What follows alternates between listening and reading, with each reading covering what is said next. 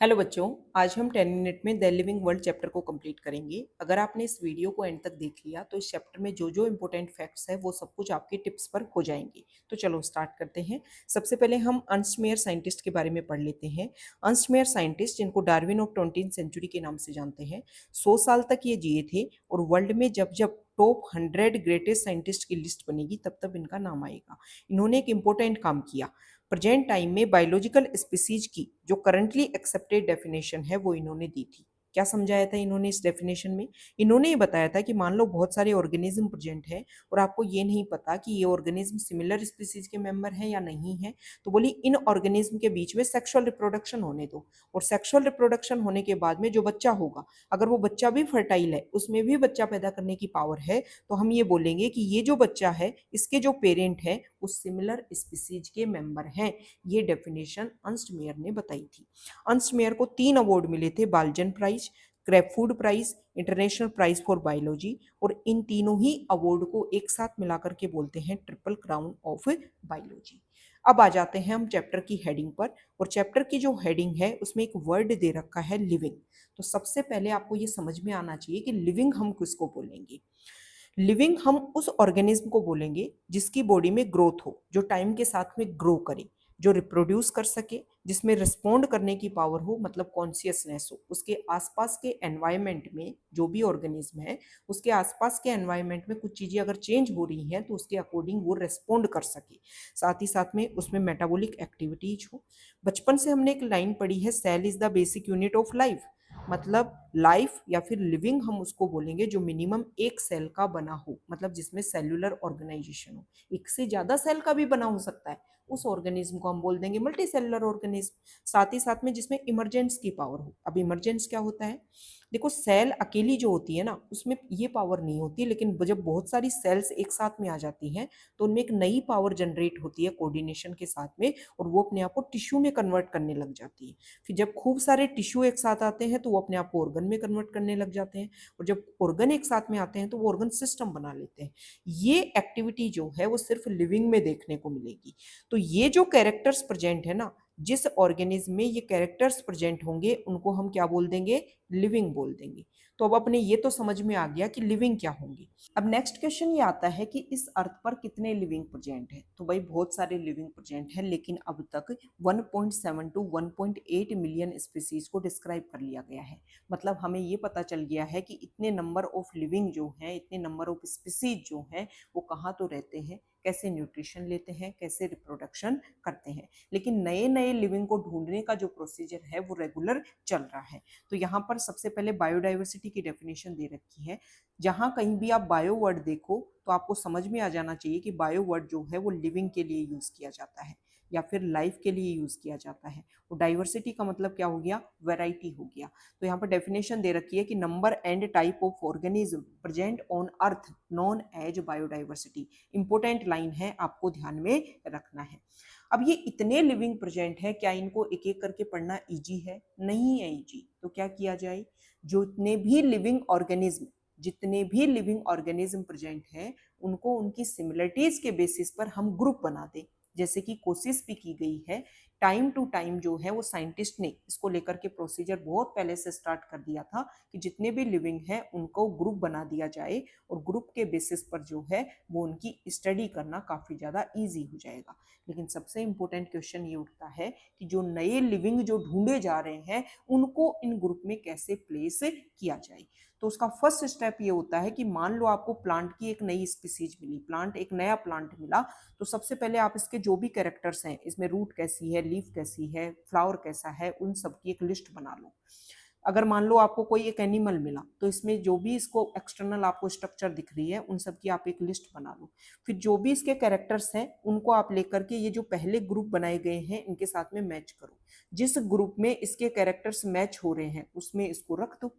मतलब first step क्या हो गया? कैरेक्टराइजेशन। सेकंड स्टेप क्या हो गया? जो कैरेक्टर्स हैं उनके बेसिस पर ग्रुप के साथ में मैचिंग करो, मतलब आइडेंटिफाई करो कि कौन से ग्रुप में इनको रखा जा सकता है, और फिर जिस ग्रुप के साथ में मैच हो उसमें उसको क्लासिफाई कर दो। लेकिन ऐसा भी हो सकता है कि किसी भी ग्रुप के साथ में इनके कैरेक्टर्स मैच ना हो, तो एक नया ग्रुप बनाना पड़ेगा। और फिर एक इम्पोर्टेंट स्टेप आता है जिसको बोलते हैं नॉमेनक्लेचर। जो भी नया लिविंग मिला है उसको एक यूनिक नाम दे दिया जाए जिसको बोलते हैं साइंटिफिक नेम या फिर बायोलॉजिकल नेम। तो यहाँ पर एनसीईआरटी एक बात बोलती है कि अगर प्लांट को नाम देना है तो उसके कुछ रूल्स डिसाइड किए गए हैं, और ये रूल जो हैं वो लिखे हुए हैं कहाँ पर, international code for botanical nomenclature, जिसका शॉर्ट फॉर्म है आईसीबीएन। और एनिमल्स जो टैक्सोनोमिस्ट हैं उन्होंने भी इसी तरीके के कुछ रूल्स बनाए हैं जिसको लिखा गया है international code of zoological nomenclature. ये इंपॉर्टेंट पॉइंट है, ये फुल फॉर्म आपको पता होना चाहिए। अभी जो नाम दिया जाएगा ना, कैरोलस लीनियस नाम के एक साइंटिस्ट हुए, उन्होंने ये बोला कि हर लिविंग का जो नाम है वो 2 वर्ड का होना चाहिए, और जो फर्स्ट वर्ड है वो उस लिविंग के जेनेरिक नेम को रिप्रेजेंट करेगा, मतलब जीनस को रिप्रेजेंट करेगा, और सेकंड वर्ड जो है वो उस लिविंग के स्पेसिफिक एपिथेट मतलब स्पीसीज को रिप्रेजेंट करेगा।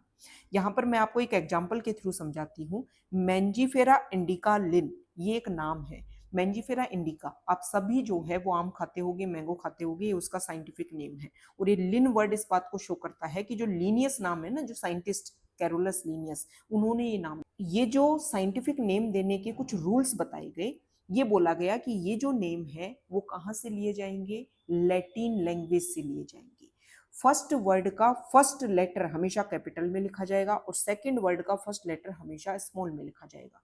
जब इन वर्ड को हम हाथ से लिख रहे हैं तो इनको सेपरेटली लिख करके हम अंडरलाइन करेंगे, और जब हम इनको प्रिंट करवाएंगे तो इटैलिक्स में इनको प्रिंट करवाना है। इन साइंटिफिक नेम के बाद में जो साइंटिस्ट इस ये नाम दे रहा है उसका नाम भी लिखा जा सकता है, लेकिन ना तो उसको इटैलिक्स में लिखना है ना ही उसको अंडरलाइन करवाना है। इस साइंटिस्ट का नेम इस बात को बताता है कि ये जो साइंटिफिक नेम है वो इस साइंटिस्ट ने दिया है, बस इतनी सी इंफॉर्मेशन इससे हमें मिलती है। तो ये नाम देने के रूल्स हैं जो आपको ध्यान में रखना है। इसके बाद में हमें यह बताया गया है, अभी मैंने आपको यह समझाया कि जितने भी इस अर्थ पर लिविंग है जिनको ढूंढ लिया गया है उनको ग्रुप बना दिया गया। तो एक ग्रुप कैसे बनाए गए होंगे, तो इसको लेकर के साइंस की एक ब्रांच काम करती है जिसको हम बोलते हैं टैक्सोनॉमी।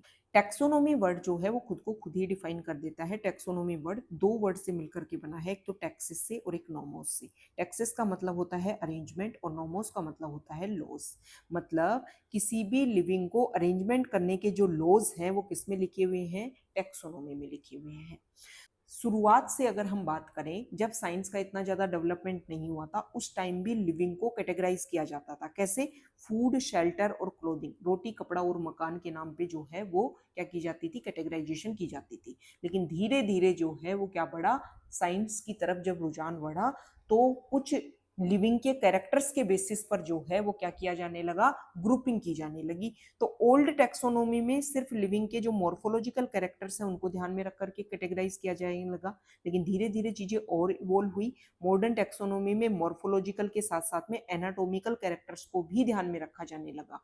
एनसीईआरटी इस बात को इस तरीके से कहती है कि एक्सटर्नल और इंटरनल कैरेक्टर्स, साथ ही साथ में सेल की स्ट्रक्चर, डेवलपमेंट प्रोसेस और इकोलॉजिकल इंफॉर्मेशन ऑफ ऑर्गेनिज्म को ध्यान में रखा गया मॉडर्न टैक्सोनॉमी में।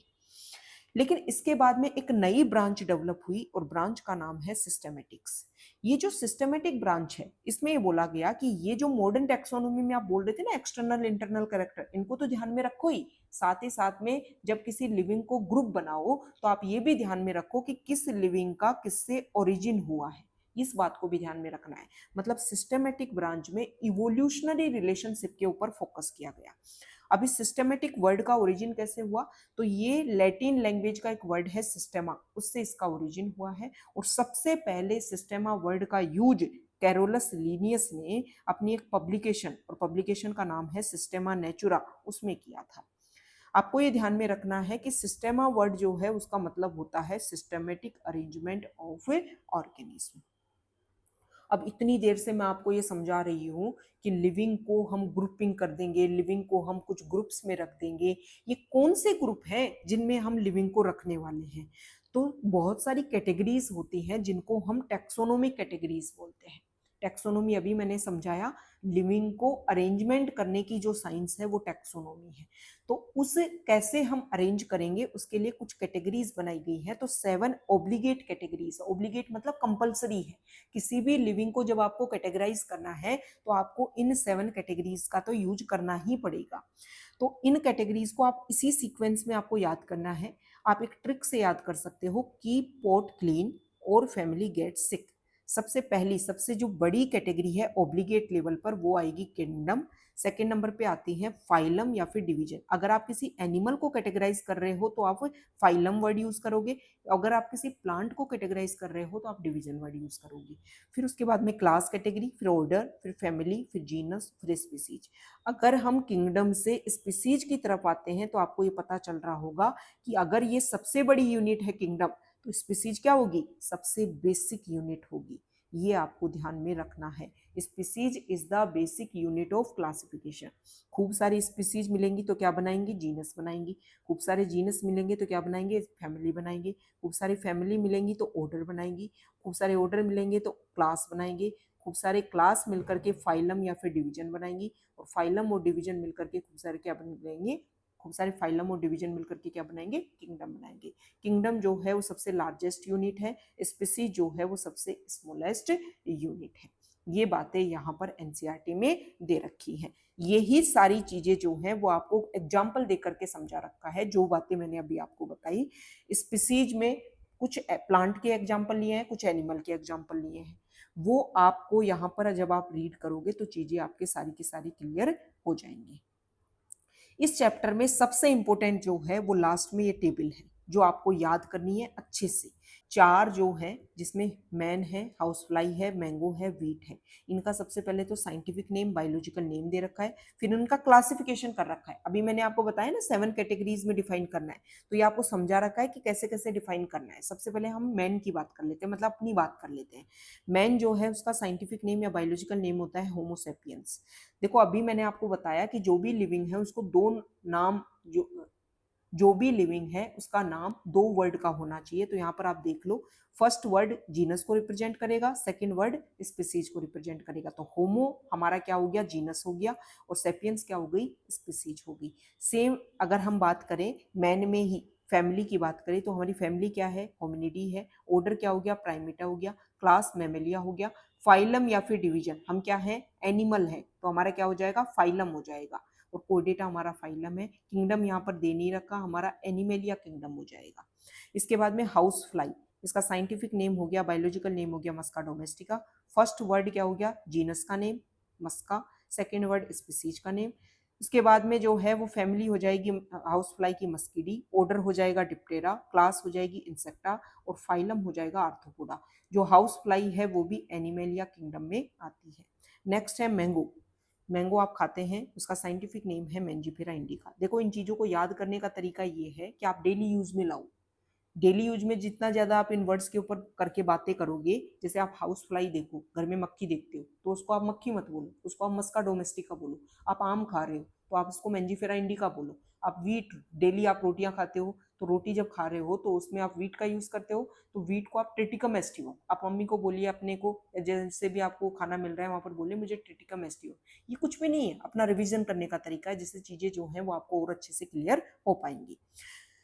तो यहाँ पर मैंजीफेरा इंडिका साइंटिफिक नेम हो गया मैंजीफेरा, जीनस का नेम हो गया फैमिली एनाकार्डियसी हो गई, ऑर्डर सेपेंडेल्स हो गया, क्लास डाइकोटिलिडनी हो गई, और डिवीजन जो है, क्योंकि मैंगो क्या हो गया, प्लांट हो गया, तो डिवीजन क्या हो, इसमें डिवीजन वर्ड का यूज करेंगे, एंजियोस्पर्म डिवीजन हो गया, किंगडम क्या हो जाएगा, प्लांटी किंगडम हो जाएगा। Wheat scientific name Triticum aestivum, genus Triticum, Poaceae family हो जाएगी, ऑर्डर पोएल्स हो जाएगा, क्लास मोनोकोटिलिडनी हो जाएगा, और डिवीजन जो है एंजियोस्पर्म में हो जाएगा। और जो किंगडम की अगर हम बात करें तो किंगडम हो जाएगा प्लांटी। तो ये पूरा का पूरा चैप्टर है, इसमें मैंने बेसिक ओवरव्यू आपको दे दिया है कि इस चैप्टर में क्या बताया हुआ है।